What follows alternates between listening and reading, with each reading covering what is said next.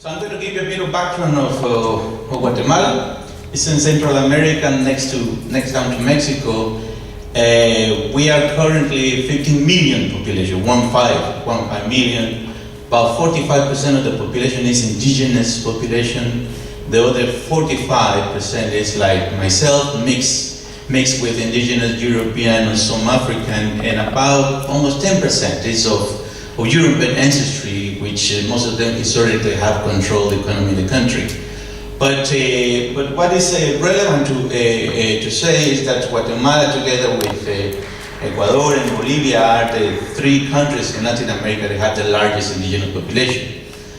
But as some of you may be aware, indigenous population in Ecuador and Bolivia have been succeeding in the past 20, 30 years in controlling, getting into power and getting into government. Guatemala has attempted that as well, but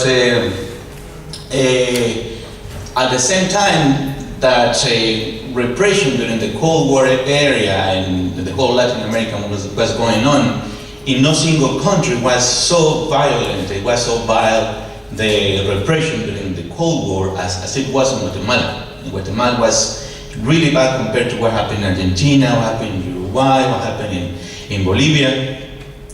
And the Truth Commission, when the peace accords came in '96, the Truth Commission accounted for 200,000 people were executed, over 1.5 million people were displaced from the places from they lived during the war, and more relevant, from all the crimes accounted, 80% were indigenous population. So it wasn't really a war affecting all the population. Of course, affected also non-indigenous, but was basically trying to crush the possibilities of indigenous population raising against the situation. So it has been a very extremely bad situation for indigenous population in the past over 500 years since the arrival of colonizers. And this is also reflected in inequities in health, also in education and everything, but in health. Within Latin America, Guatemala is the most unequal country. It used to be at par with Brazil, but because Brazil has been implemented very vigorous pro-poor policies, conditional cash transfer in the past 15 years, they have reduced very significantly the inequity within Brazil. And Guatemala hasn't done anything on this. So Guatemala now is right there at the top of the most unequal country within Latin America, and also among the 5 within the world. And as you can see, indigenous population is twice as much. Indigenous women has 3 times more the chance to die during labor. Also, indigenous children twice as likely the chance of not going to school, and all this vicious circle that goes with not having education. And if you want to look at where the services are, an easy indicator to compare is that in the metropolitan area of Guatemala, we have 1 medical doctor for every 348 inhabitants. If you go to the north, where is the indigenous population live, in that province, you will have 1 doctor for over 11,000 inhabitants. And we're talking only 3 hours from the metropolitan area. So very clearly, in this situation, services are not there, especially in rural areas. But what do you think should be the interventions? Or what has been usually the interventions in this kind of situations? Not only Guatemala, but in many countries that face this situation. Well, usually the intervention has been the international solidarity, international cooperation start implementing and delivering services for the communities, the NGOs. Some of them train the community so they can provide the services themselves. And this type of intervention made sense during the war because, as I mentioned, over 1 million people were displaced, and mostly of them indigenous. Displaced living in the very, very rural areas in the highlands with no water, nothing, so they needed this type of support. But after the war was finished, there was disagreements, and there was a very progressive legal framework, as progressive as the one in South Africa. Some people, even my organization, started to question, is it really the approach where we should continue implementing? So you could take that approach as I'm saying that yes, this indigenous population, they need services, so we're going to have a grant or we're going to have voluntary medical doctors, nurses, whatever, to start providing the services. We're going to train them so they can provide services themselves. Because see, public services, they're doing nothing, the state is doing nothing. But you can take also another approach, which is more based on a social determinants approach, which is, yes, but this is not new. This has been going on for over 500 years. It's not a coincidence that public services are non-existent in rural areas. And just because that the war has been finished and everything, the state, the government specifically, they have been very clear, and they really try to ignore as much as possible indigenous population, especially rural population. So by not forcing the government to provide the services, they're going to be happy. Yeah, if the NGOs want to do it, yes, good for us. So we don't have to care anymore about what's going on with rural indigenous population. But if one is to take this approach of social determinants, it's very clear that what we're seeing in lack of services and inequities in health is just the result of the oppressive power relations within Guatemala that has been going on for centuries. And is the result also of the discrimination and racism against indigenous population, that it is embedded in the state, it is embedded in public policies and services. So it's not only some population, it is embedded in the system. And the economic exploitation as well.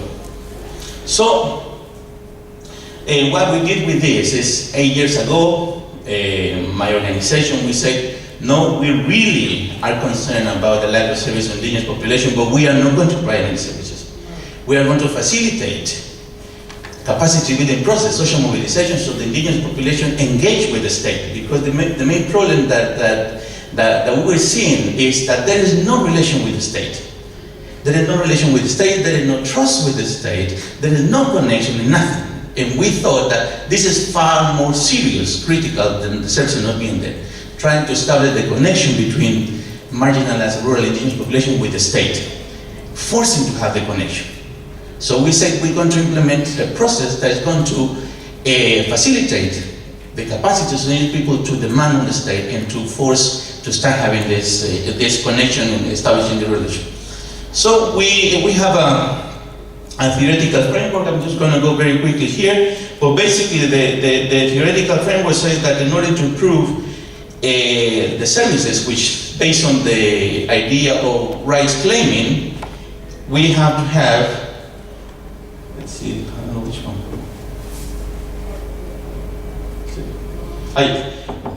Our goal is to go to political empowerment of citizens. And it's very much in the theory from the 70s of Paulo Freire, and saying that in situation of discrimination or marginalization, you need to become race consciousness, collective consciousness, that this is something cannot be accepted, this is something has to be changed, but that's only the first step. Then you need to develop the skills so you can engage with the state apparatus, you can engage with authorities, so on. So this is our conceptual framework, and we have developed also a step-by-step process about how do you implement that process. And if you look at, we call it the process for citizens' vigilance of public services, because we have transmitted that the citizens to be vigilant, that the services are being delivered, that resources are being sent, what's to be sent, the resources, and also the political authorities and elected authorities, they are accountable to the process. And as you can see in the process, organization and social mobilization are key to this process, as well as the capacity building. So through this process, we facilitate the skills, so the community themselves come and start inquiring about where are the services that we're supposed to have. What are you doing with the public fund and everything? So rights literacy is a key component that we implement using participatory methodologies, adult education, popular education, and then we have developed very simple tools so the community themselves go and check about whether medicines are there at healthcare facilities, whether the doctors are there, the nurses, based on what the standards in the country is. And this is a very powerful process, because as you can see, all these are very young women with children that they want to come to the facilities.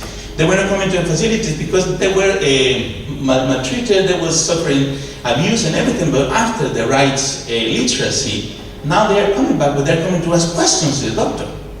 They're coming to ask questions to the nurse about what are you doing with the resources, where is the medicine, and everything. And they discuss the findings, and because, as I say, social mobilization is a key process, also they also collect family stories about families that did not receive the service, that endured hardship, they had to use out of the pocket, borrow money, so far, and they build these stories, and they present these stories to authorities. And as I was mentioning, social mobilization is very important. Here is a walk from the rural areas to the national parliament to present the findings, because one of the situations that we have learned is that what is occurring at the local level is really not being resolved at the local because it's affected by decisions in the provincial and national level. And as a part of the advocacy, they also do press conferences about the findings. And here's one of the meetings that they have with parliamentarians, presenting that the Ministry of Health is not using the resources that they are supposed to use, and you as a parliamentarian, they have to oversee the use of public funding, you should do something about it. So, and finally, at the 6th month, they met with the Minister and the Vice Minister of Health. They were refusing to meet all these community leaders, but using tactics, political tactics, they managed to put pressure through the parliamentarians from the opposition. So by the opposition put pressure on the Ministry of Health that you need to receive these communities, you need to hear the complaints, all of this. So anyway, what is very important in this process, which the community themselves have told us, is that community leaders, that they were actually not wanting to have any situation with the state, now have this engagement, they have gone all the way to the national level, and they have this dialogue. Okay, and we have a list of achievement and lesson learned, and for us what is more important, as I say, based on our theoretical framework, is that to establish this connection between this marginalized population and the state, enforcing this engagement, enforcing in the sense that it is easier for authorities just to ignore population, but by having rights literacy, it's actually demanding that is occurring. So changes, as I say, are happening. We have some data, we have a lot of ethnographic data, but some of the donors have asked also that for more rigorous evidence. We are in the middle of a randomized control trial of demonstrating that our approach, which is based on human rights, but it's also based on an approach of social mobilization, has better impacts than if you just follow the approach of trying to deliver services. And the current development, and this year we just started with an activity, a process of, we call it community ethnographers, because in this process of the leaders coming to the authorities, they always say, now you just bring in a number, you just bring in, my system says everything is fine. What you're saying is not true there. So the community leaders themselves ask us, okay, we want to have better evidence, we want to show. So we are now training them to use a camera, to use a voice recorder, and with ethnographic skills. So now they are collecting evidence in all these municipalities. And something that we have been working on for 2 years is that the transaction cost and opportunity cost for community leaders to come to an authority and to report failings on drugs in the facilities, so healthcare workers not showing up to work, or infrastructure that is falling apart, it has a heavy cost on community leaders that are volunteers and they have to please an authority. We also learned that because they come and meet with the authority, it's only the community leader and the person that they met that know that there is a formal complaint about something not happening. So it is easy for the authority to ignore and no one else knows. So we devised this electronic platform, which is based on Ushahidi, which now the community leaders, they don't have to travel anymore, they just use their own mobile phones and report problems. And this is a public platform which is showing exactly through geo-reference system where is the complaint coming from, and it just raised a red flag and it starts counting the number of days the authority is doing something about the problem. We just started training also journalists so they can get into this public side, and they can actually see the Minister of Health having a press conference Monday saying that all the health facilities have drugs. No, he can say, no, this is the report here. There's 20 paper reports that there are no drugs there.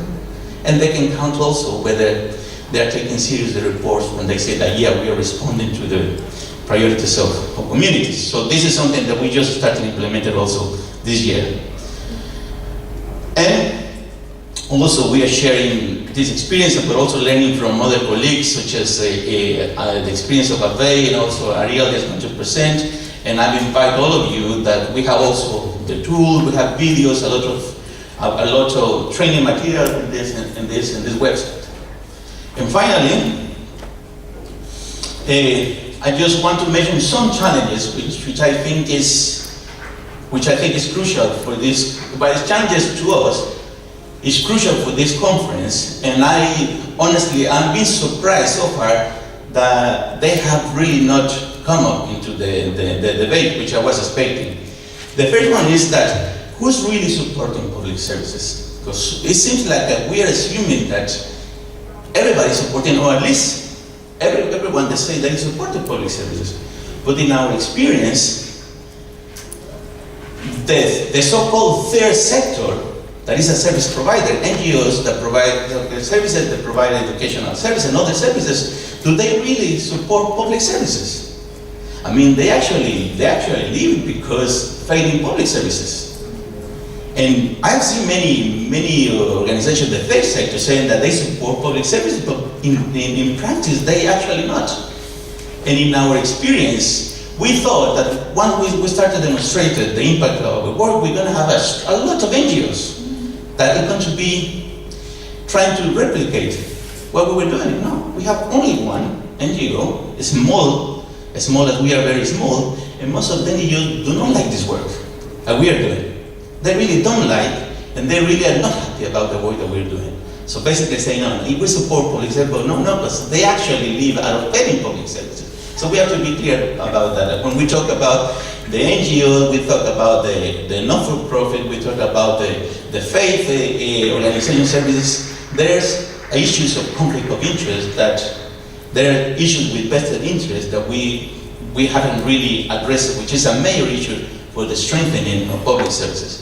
Secondly is it really supporting the public service, the elected official or the elected authority that sends the children to private schools?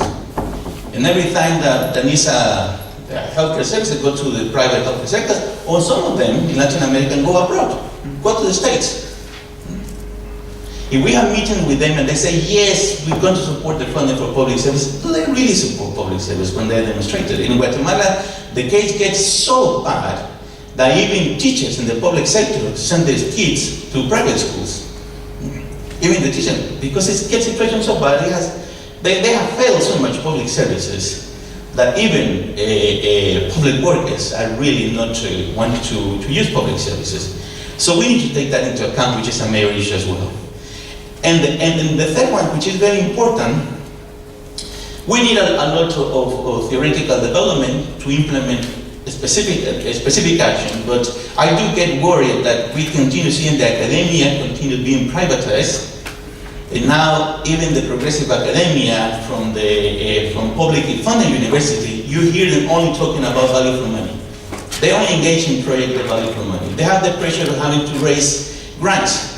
Yeah, but whoever is giving grants and not giving grants many times about strengthening public services. It's about public-private mix. How are we going to make it that the private sector delivers?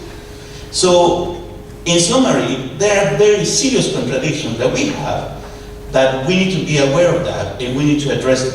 And I would really suggest that the municipal services project, if they can take into the agenda these issues forward, because for the organization that we're implementing, trying to come up with models and actions to strengthen public services, we need to address this type of questions and this type of issues. Thank you.